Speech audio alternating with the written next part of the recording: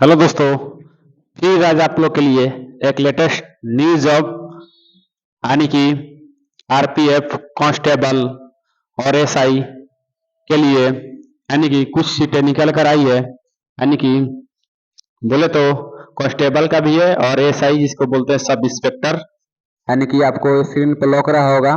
ठीक, आइए देखते हैं इसका सिलेक्शन प्रोसेस क्या है, इसमें क्या क्या डॉक्यूमेंट लग रहा है अप्लाई करने में, इसका एग्जाम कब होगा, ठीक, इसका इसमें नेगेटिव मार्क है या नहीं, कौन कौन सा सब्जेक्ट है, इसमें क्या पढ़ना है क्या छोड़ना है, अप्लाई डेट फी कितना लग रही है, आइए देखते हैं कितना पोस्ट है। ठीक, आइए देखते हैं।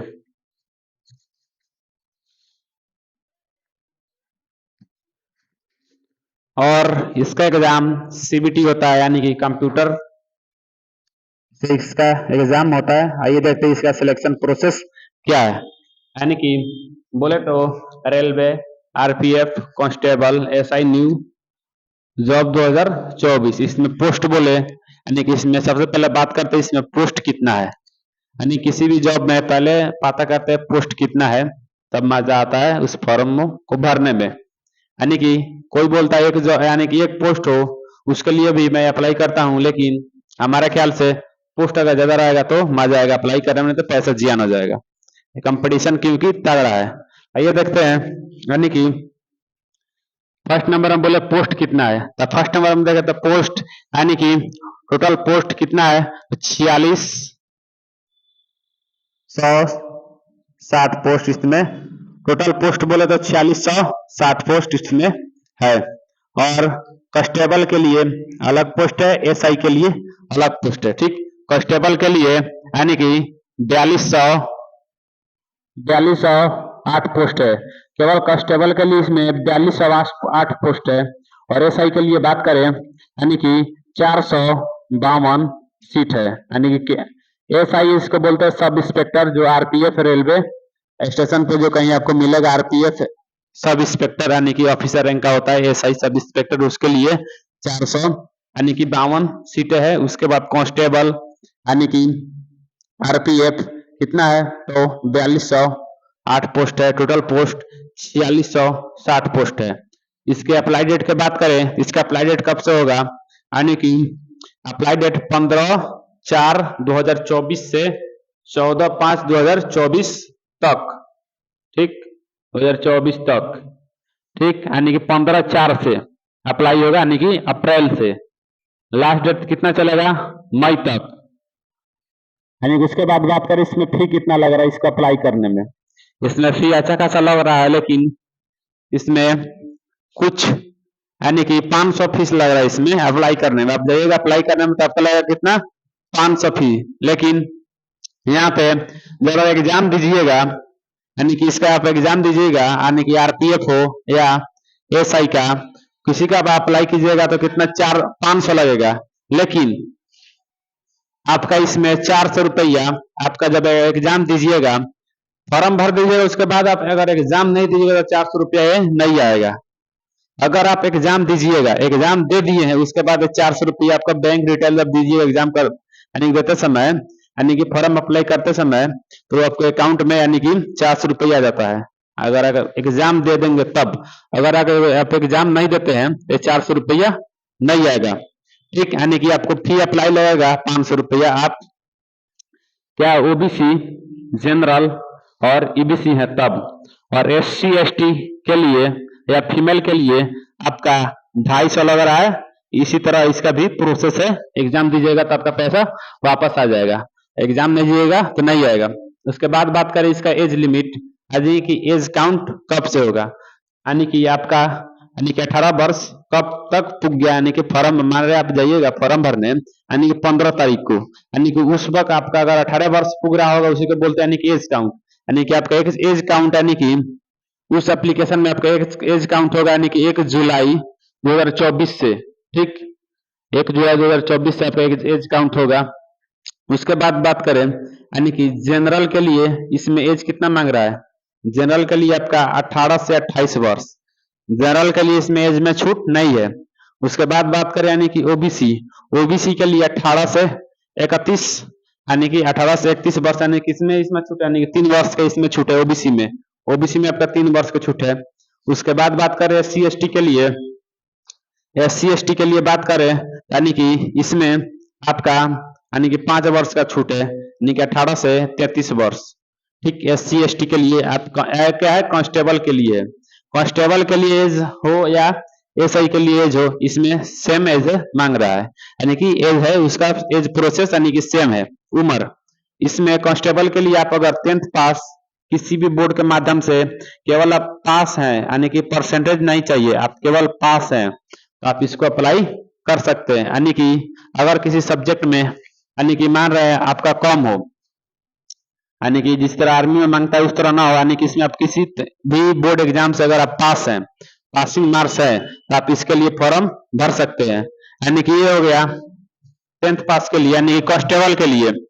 कांस्टेबल के लिए माने तो यानी कि एज लिमिट और एसआई के लिए सेम प्रोसेस है एज का। ठीक, केवल इसमें 10th पास कांस्टेबल के लिए, कांस्टेबल यानी कि 10th पास जो है वो कांस्टेबल के लिए भर सकता है, और एसआई के लिए ग्रेजुएशन जो बीए किया हो वो भर सकता है। अब इसके बाद बात करें यानी कि कांस्टेबल के लिए आपका रनिंग कितना मांग रहा है। इसमें रनिंग होता है, बढ़िया कंपटीशन होता है रनिंग में, अच्छा टाइमिंग मिलता है। यानी कि रनिंग की बात करें, रनिंग में 1600 मीटर होगा आपका रनिंग। ठीक, रनिंग आपका 1600 मीटर 5:45 में आपको पास करना होगा, यानी कि इसका फिजिकल पर नंबर यानी कि मेरिट नहीं बनता है, केवल आपको पास करना होगा। जिस तरह बिहार में फिजिकल में, बिहार पुलिस में फिजिकल में मेरिट बनता है, इस तरह उसमें नहीं है। यानी कि इसमें आपको 5:45 के अंदर अंदर आपको एंट्री यानी कि अंदर आपको आ जाना है। ठीक, 5:45 के अंदर अंदर, आप अगर 5:45 से बाद मारते हैं तो आपका फिजिकल में आप छट जाइएगा। उसके बाद बोले इसमें हाइट कितना मांग रहा है, यानी कि कांस्टेबल के लिए और एसआई के लिए दोनों हाइट सेम है, फीमेल हो या मेल हो, आपका हाइट 165 सेंटीमीटर आपका हाइट मांग रहा है, मेल हो या फीमेल हो। आप एसआई में अप्लाई कर रहे हैं या कांस्टेबल के लिए अप्लाई कर रहे हैं। ठीक, केवल इसका कांस्टेबल के लिए इसको बोले हैं, यानी कि 1600 मीटर 5:45 मेल के लिए था। यानी उसके बाद फीमेल के लिए रनिंग की बात करें कांस्टेबल में 800 मीटर 3:40 यानी 3 मिनट 40 सेकेंड फीमेल के लिए, कांस्टेबल के लिए अगर अप्लाई करते हैं तब। उसके बाद बात करें यानी कि मेल के लिए लॉन्ग जंप, इसमें लॉन्ग जंप और हाई जंप होता है, गोला फेंक नहीं होता है, लॉन्ग जंप और हाई जंप। यानी कि मेल के लिए अगर long jump 14 feet, high jump 4 feet. ठीक, उसके बाद बात करें फीमेल के लिए long jump 9 feet, high jump 3 feet. यानी क्या था, एक कांस्टेबल के लिए था, यानी कि कांस्टेबल के लिए है। ठीक, यानी कांस्टेबल के लिए। उसके बाद बात करें यानी कि अब एसआई के लिए फिजिकल, पीईटी, पीएसटी क्या क्या मांग रहा है, कितना समय मांग रहा है, यानी कि एसआई के लिए।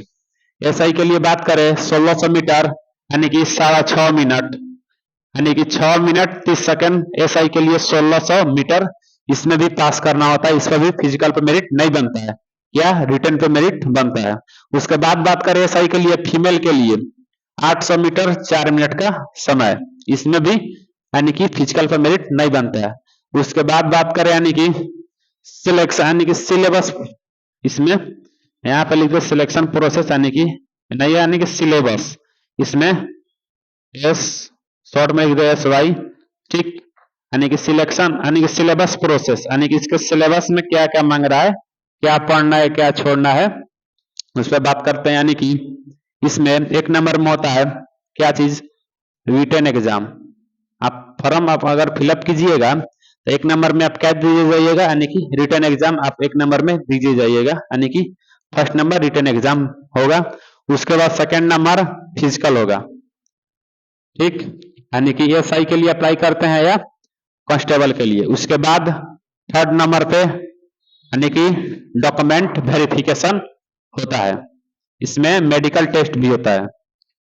उसके बाद बोले यानी कि सिलेबस, सिलेबस की बात करें यानी कि इसमें यानी कि एसआई सब इंस्पेक्टर के लिए और कांस्टेबल के लिए सेम सिलेबस है, 120 क्वेश्चन।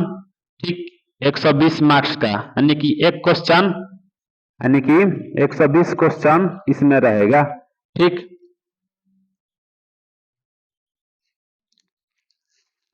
हो गया, यानी कि 120 क्वेश्चन रहेगा, 120 मार्क्स का रहेगा, एक क्वेश्चन 1 नंबर का रहेगा, इसमें समय मिलेगा यानी कि 90 मिनट का।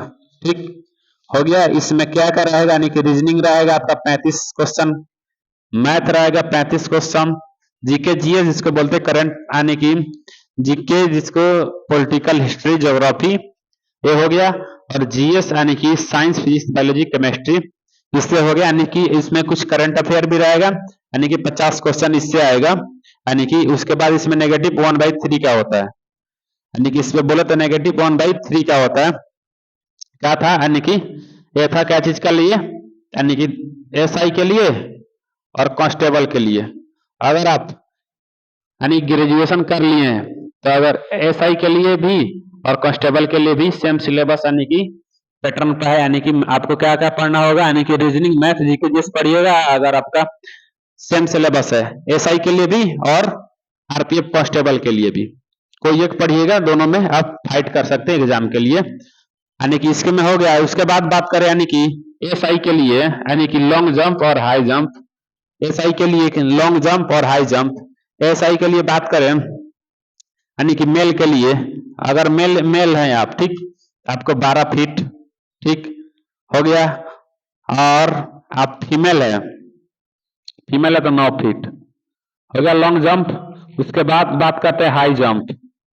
हाई जंप यानी कि हाई जंप के लिए बात करते हैं, यानी कि अगर आप मेल हैं तो 3.9 फीट आपको मिलेगा।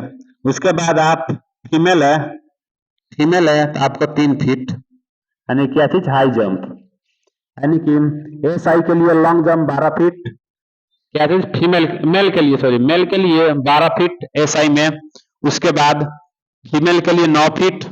उसके बाद बात करें हाई जंप के लिए, मेल के लिए 3.9 फीट, फीमेल के लिए 3 फीट, इतना हो गया। कांस्टेबल के लिए हो गया, एसआई के लिए, एसआई का भी हो गया, दोनों का हो गया, इसमें कोई नहीं छूट रहा है। अप्लाइड टोटल पोस्ट अब हो गया, फी भी हो गया, एज भी हो गया। एज काउंट यानी कि आपका अगर एज काउंट 1 जुलाई 2024 को अगर पुग जा रहा है 18 वर्ष तो आप इसको अप्लाई कर सकते हैं, यानी कि 1 जुलाई से इसका एज काउंट होगा। अगर आप 1 जुलाई से अगर एक भी यानी कि 1 दिन या 2 दिन भी कम हो रहा है तो इसके लिए आप एलिजिबल नहीं है, आप इसको फॉर्म फिलअप नहीं कर सकते हैं। कांस्टेबल के लिए आपको 10th पास चाहिए, और एसआई जिसको बोलते हैं सब इंस्पेक्टर के लिए बीए चाहिए किसी भी बोर्ड से। इतना हो गया, तो आप चाहिए और फॉर्म को भरिए, यानी कितना कब से, तो 15 तारीख से फॉर्म को भरिएगा। इसका एग्जाम यानी कि फॉर्म भरा जाने के बाद यानी कि एक यानी कि 1 से 1.5 मंथ यानी कि इसका एग्जाम ले लिया जाएगा। ठीक, जाइए फॉर्म भरिए।